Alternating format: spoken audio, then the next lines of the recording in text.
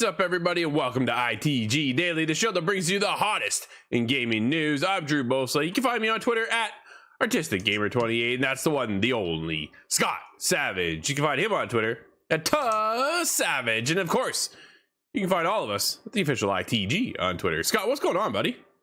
I actually got into some Overwatch yesterday. It took a lot of waiting and an obscene amount of people in the queue, but I finally got in. And how'd you make out? How'd that go? Did you get kicked out at all, or did you manage to survive the whole match? No, I actually got I got to stay around for several games. It was quite forgiving. Once I got into that connected state, Yeah. I could just let the Xbox kind of idle for 20 minutes at a time between games, and it didn't poop me, which is good for me, but bad for everybody else in line. Wow, dude. Okay, how did it feel to be back in the world of Overwatch? Was Overwatch 2? Did it feel good? Did it feel what you're kind of expecting? Did it hold up to your expectations, Scott?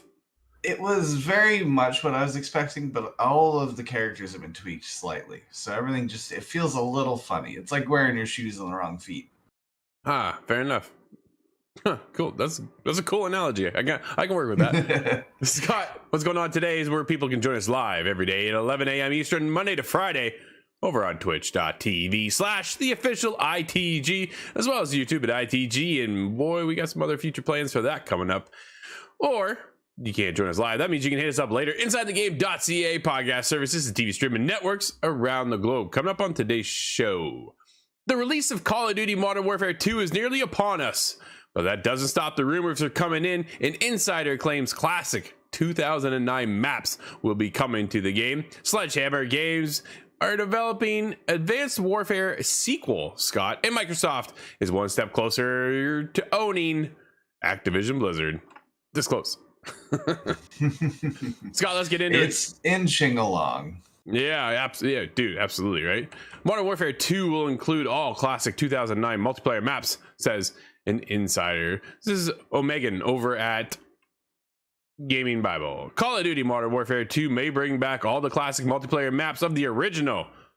Wow, including favela. Dude, every game has a favela map. I'm telling you. Terminal and Rust as part of the ongoing live updates as an unknown point in the future. At an unknown point in the future.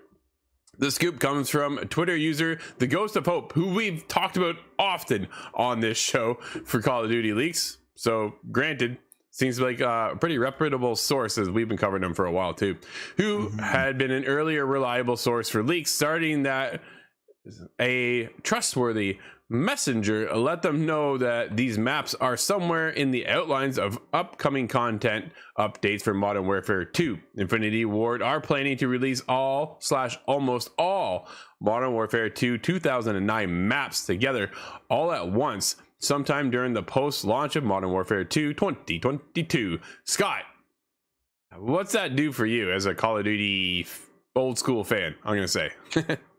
Well, this was the golden era for myself in Call of Duty. This was right at the end of high school. Everybody's on Modern Warfare 2 and loving it. Yeah. All those maps still echo around in my mind, specifically the two skyscrapers. There's a few. The favela in this game is actually a good map.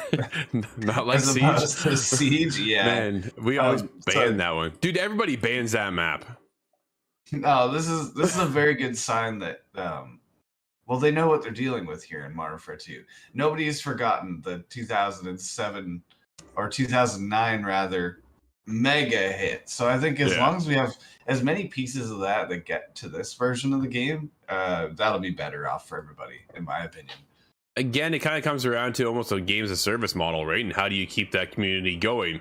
Dude, bringing back classic maps is an excellent way of doing that. Oh, it's something that Halo would stand to do well. Yeah, so Brad joins us over on twitch.tv/theofficial ITG and says there was a favela map in Hitman as well. Dude, it's everywhere. We can't avoid it. It's that's funny. But yeah, big Hitman update coming today too. Just a little insight on that one. But yeah, nice to see this kind of coming around, Scott. People over at Infinity Ward paying attention, right? Give us what we all kind of know. Those classics are nice for a little touch, nice little return, and it keeps your community thriving. Maybe something that 343 could look at possibly, right? And I think Dude, in that case, there's a catalog probably 100 long for maps to pull from. Absolutely. I guess you do have the Master Chief Collection in one sense as well, right? So there is that opportunity. But at the same time, dude, what if they brought a Forge mode over to Call of Duty? Ooh, that would be a very interesting idea. Now, the map design, I want to say matters less than it does in Halo, but that doesn't really make sense. It would still matter just the same. I'm wondering what kind of gross, incredible creations people would come up with. Well, so like, okay, so they're gonna bring back all the classics, right? People have recreated the classics in Forge mode for Halo. So that if they, dude, if Halo would have dropped with Forge mode, I think things would be in a little bit of a different situation right now, right? Community could help kind of keep that thriving and growing over there by providing new content and new maps to play. And I think here, obviously, Infinity Ward not doing that, but it's still same time bringing us the classics back will help keep the community going, and you know it's going to be done to perfection versus having some other just random kind of hoping for the best to build a classic, right? So there are two sides of it, but man, I think a Forge mode would be kind of interesting over on the world of Call of Duty. You just made me think, what kind of Halo maps can I create if Call of Duty put a Forge mode in there? What kind of, how do I make that work? Yeah, well, dude, we got lots of Call of Duty to talk about. Let's get into what Sledgehammer Games is developing a sequel to Advanced Warfare. It comes from Ralph over at What If Gaming. As we edge further towards the launch of Modern Warfare 2 and the introduction of Call of Duty 2.0, some questions remain unanswered for the future of Call of Duty. Sledgehammer Games aims to strip away from World War shooters. Scott, is that a good thing or a bad thing? Yeah, well, for myself, I've had enough of World War shooters. Me as well. Yeah, and instead return to the battlegrounds of the future, ushering back in an era of advanced warfare on the now unified IW 9.0 engine. So nice to see them moving things along. Leading up to the release of Call of Duty Vanguard, Sledgehammer's narrative team originally had the desire to further explore their world and make several sequels evolving Vanguard's cast of characters. However, with Vanguard falling short of expectations, Sledgehammer was back at square one, tasked with pitching a new idea, entrusted with having something conceptually ready for the executives to give the go-ahead. Sledgehammer brought to the table the topic of Advanced Warfare, a departure from the contemporary success of boots on the ground combat, but to a more fast-paced sci-fi shooter focus back on Advanced Warfare's frenzied sense of movement. Scott, is this a good move, you think, or a bad idea? Advanced Warfare was a kind of an outlier. It stood on its own just as another side spin series of Call of Duty. So I think this is good to kind of come back finally after all these years. Yeah. And I can't remember when Advanced Warfare came out initially, but good question. I feel like it's been quite a long time now, long enough where it can deserve its own sequel. I suspect Kevin Spacey will not be in this game. Yeah, dude, November 4th, 2014. Wow, okay. That was a while ago. Man, oh man. Yeah, that was just about 8 years ago now. No, Brad says, I would love to see Call of Duty in 1812, Canada versus US. That would be epic. Opportunities. That lightning fast gameplay with the speed of reload being 1.5 minutes would be kind of a jarring experience. Dude, this fell somewhere in around the world of like Titanfall experience, right? That kind of gameplay, that fast play, jumping, wall running mechanic. And I know nothing is as fast as Titanfall. Dude, I know Advanced Warfare had its mixed reception, right? Some people liked where they went with it and some people didn't. So now I'm really curious as to where are people with it now, if they're going to work on a sequel. Are they excited, or are they going to be like, nah, I don't want to be a part of this one? I've seen a lot of people now kind of going back and forth. A lot of people are really pumped for Call of Duty Modern Warfare 2 because that just brings back a whole list of memories and other opportunities, and everybody's really excited where they've taken 2.0 to that next level. Warzone 2.0 is just around the corner as well. So there's a lot in the works right now for Call of Duty, which is not really that surprising. When do they take a year off, though, Scott? Yeah, I'm wondering if it is truly going to be a year off, or are they rotating through developers now? So each one produces one per year, but that makes it spaced out a little bit more. But yeah, they've been doing that for a while, right? Like that's why they have 3 teams on Call of Duty, so while one is releasing, the others can work away at their game. But at some point, we've heard rumors of them taking a break completely. 2024-ish. So like 2 years, I think, is when it's going to be Possibly a break, but yeah, well, man, I don't know. Call of Duty makes so much money. It's hard to think that they're actually going to take a year off. But then we have Warzone. So is that where we'll take a year off from launching a new one? We'll just focus on Warzone instead. Is that an opportunity to go that way, Scott? See, that kind of reminds me of Ubisoft. We'll take a year off of Assassin's Creed, but they put out a Watch Dogs, and I mean that's kind of the same thing. Yeah, well, it's funny because they've taken a year off of another. Well, no, they haven't. They really haven't. Valhalla is still pumping out content left, right, and center. And then, right, and then next year we're gonna get Mirage, which I cannot wait for, man. I'm so excited. Yeah, Scott, Microsoft's deal to purchase Activision Blizzard approved by another regulator. It's come from Samuel. From where, Scott? We don't have where. How do we do that? I'm not certain. Kind of looks like an Axios article. We'll have to look into that one. But here's what you need to know. Microsoft is currently working to acquire Activision Blizzard with a deal worth $69 billion. Scott, we knew that one. The deal. Oh, this is a Windows Central. Sorry. Thank you. The deal has been approved by numerous regulatory authorities across the different countries. The Brazil Administrative Council for Economic Defense, or CADE, has approved the acquisition with no restrictions. Dude, this has just been one stepping stone after another. Phil Spencer has had to come out numerous times to say, hey, we're not just going to steal everything and hold it over to Xbox. We are going to branch it out to other places and have gamers around the world enjoy our games. They're just looking to advance their business model, right? So it is interesting to see the wall and the barrier that they've had to kind of break down in order to get this purchase to go through. And I think if they would have purchased it for maybe 30 billion, and maybe it wouldn't have been a problem. But I kind of wonder if that number is so high that's the issue. Yeah, it definitely did not sail under the radar. No, not for this price tag. That went and tripped every alarm. They've probably employed lawyers for a year now. It's so they bought Bethesda, right? Remember that was a huge move. We thought, wow, it was something close to $12 billion, I believe, at the time, or it was $7. No, it was $7 billion, I think. It's been a while. So nobody like batted an eye. They're like, wow, what a big move that was.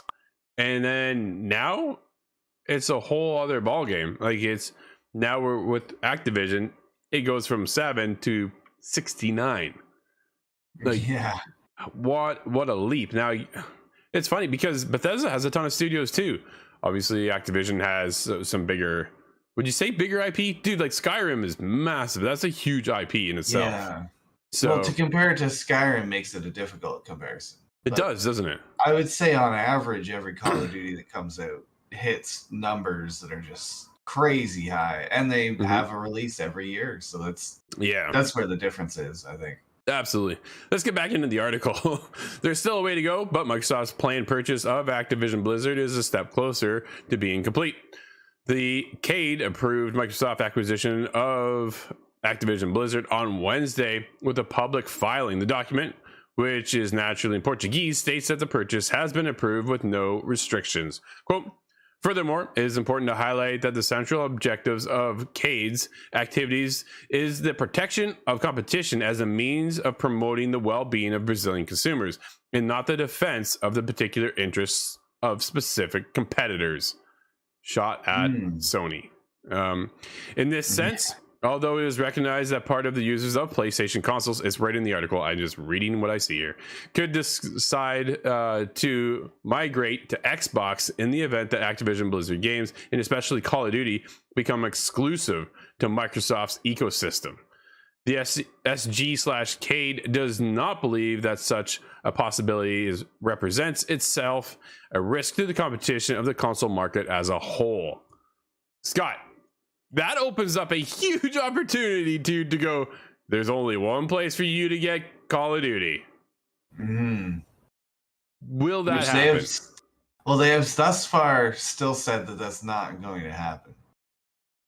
But I'm not certain if that's just a response to Jim Ryan's comments directly and not much of a business strategy plan, because it does make a whole lot of sense. You spend all this money for something, the idea to make it exclusive is going to draw people over. Dude, Starfield alone will draw people to Xbox, right? Or Game Pass. That service alone is worth its weight in gold. like it's one of those scenarios that is going to draw. Starfield's going to draw a crowd. And if you're a PlayStation fan right now and you go, I've followed Bethesda my entire life while playing all their games, Fallout, this, that, and the other, and their next big release is Starfield next year, and I can only get it on Xbox, yo, my investment just changed, right? And then you're over in that ecosystem. Dude, this is how it started for me. It was Splinter Cell Conviction went exclusive to Xbox. I bought an Xbox, played it, and now my library of games have exploded, right? So that's the foot in the door. And then from there, you just stick around and you stick around. Now, granted, what we do is we play on everything. There is no one side over the other. For us, dude, if it's a good game, I just want to play it. I don't care where it is. And I've stated that 1,000 times. So you can quote me on that one. But it's one of those situations. If you want to pull people into your ecosystem, dude, this is what Stadia fell short on, right? They didn't have those exclusives to pull people in. And this is why now Stadia is gone. So it's one of those situations. If you want to hold tight to your ecosystem and grow your community there, how do you do that? You hold in on tightly to the exclusives. Starfield, going to be exclusive. Will Skyrim, the next Skyrim, Scott, you think that will be exclusive? Well, Elder Scrolls 6 is still forever away, so I think that does put it so far out in the distance. It's hard to calculate. Yeah, but I would imagine with the success of Starfield, and I think it's not too early to say that that's going to be a case. I think they will be pressured to make them exclusive. Everything out of them. Okay, so then I'm curious to see what kind of shooters we're going to get out of Bethesda that'll be exclusive. Some ZeniMax, some Wolfenstein. Sure. No, absolutely. What's that mean then for the future of Call of Duty, Scott? If they now have the opportunity to go exclusive, though Phil Spencer's like, no, we're not. We have no intentions right now of doing that, right? They have an agreement in place that's already held with Activision and PlayStation. So they're going to warrant that and hold the expectations of what that looks like for the agreement. But after that's up, dude, it's free game. If you want to hold Call of Duty to your platform, you can. Or do you give it to PlayStation and go, okay, every sale, you now pay us, right? Kind of like Minecraft. Minecraft is everywhere, man. Yeah. Well, there's certainly precedent for it. Absolutely, Scott. Lots going on. Man, love the world of video games. Okay, let's get into the next one. It's funny how this happened. Okay, Need for Speed Unbound release date and screenshot have leaked from a Japanese retailer, and then it all changed this morning when EA is like, okay, it's out, so now here's the trailer. So that was, you guessed it. Yeah, it was pretty unfortunate, right? It was one of those things that happened, and it kind of, I think it forced EA's hand. So here's what the article said with David Carousel over at PSU. Need for Speed Unbound is EA and Codemasters' upcoming Need for Speed title, though no one is officially supposed to know that yet. Everyone does, however, thanks to the months of rumors, and now especially thanks to a Japanese retailer, NeoWing, who put the game's product page up earlier. Thanks to NeoWing, we've seen our first screenshots of Need for Speed Unbound, which also confirmed the new art style that was rumored. It also reveals that Need for Speed Unbound is currently pegged for a December 2nd, 2022 release, Scott. Dude, we got more. That is right around the corner, though. What a sneak drop. Right? That's a stealth drop and a half right there. We know that the proper reveal for Need for Speed Unbound is coming sometime this week. Yeah, today. There it is, everybody. Check it out. Scott, you interested in Need for Speed? I haven't played a Need for Speed in some time. I'm having a hard time remembering which one it was that I played. It was another one with the police that was added back in. Okay. Hot Pursuit. But gotcha. Need for Speed is one of those that sits in my memory still. Need for Speed Underground was a massive hit again at the right time for me. So if it's anything like that, I'm all in. Dude, the art style, my eyes are liking what I'm seeing here. I'm definitely curious. I haven't watched the trailer yet because I've been too busy trying to get the show together today and everything else I've been working on. So Unbound kind of looks like that underground scenario again, right? Like it looks like a throwback in a sense. So I definitely want to be an always online world. That's what I'm wondering. Yes. Okay. I'm okay with that. Guessing. Dude, I'm guessing. That was a complete guess, but I'm going with a yes. I think it's so. Very likely. I think the last few have been that way. Dude, I want that Fast and Furious underground feel, like going back to the old school days for Fast and Furious, where they're just starting to build this racing scene. I want that, and I want to grow amongst ranks. Back when the racing was still in the movies, those were good movies for a very short time. Yeah, instead of some other heist going on, or we need a car. All right, race me. And then the next scene, they just drive out with the car. There's no race. Yeah, those movies bother me now. I could tell. Yeah. Well, there goes Brad. Not when you're taking on a tank in the Arctic. Yeah. Right? Absolutely. Yeah. Dude, that whole franchise of movies changed. It just gets so crazy. Yeah, but Need for Speed Unbound, it looks cool. I'm definitely curious to see it if it is actually coming on December 2nd. Dude, that is fast. Like, there isn't much of a marketing lead up to that. Like, that's quick for me. Yeah. Looking at, right? When's the last time you saw a Need for Speed game? I really can't even recall when the last one would have been. I'm looking up right now. Because I think it was one of the Hot Pursuits, but I don't remember if it was titled Hot Pursuit now. It was titled Hot Pursuit. Looks like it was 2020, so that was 2 years ago now at this point. Oh, okay. Need for Speed Heat was 2019. Need for Speed Payback was 2017. Payback, that was the one I played last. That was the cinematic one, dude. That one looked kind of cool. It's on. I want to say it's on Game Pass. I could be wrong. Game Pass or PlayStation Plus, at least for a short time. Yeah, it could be on PlayStation Plus right now. I was buzzing around over there too.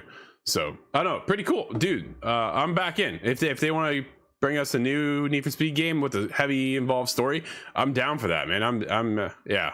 I think I'm overdue. I think I'm overdue at this point. But Scott, we have a couple updates and some games today, my friend. What do we have? We have the announcement of Dead by Daylight's Halloween event. Behavior Interactive is ready to kick off the Halloween season in Dead by Daylight with their Haunted by Daylight events.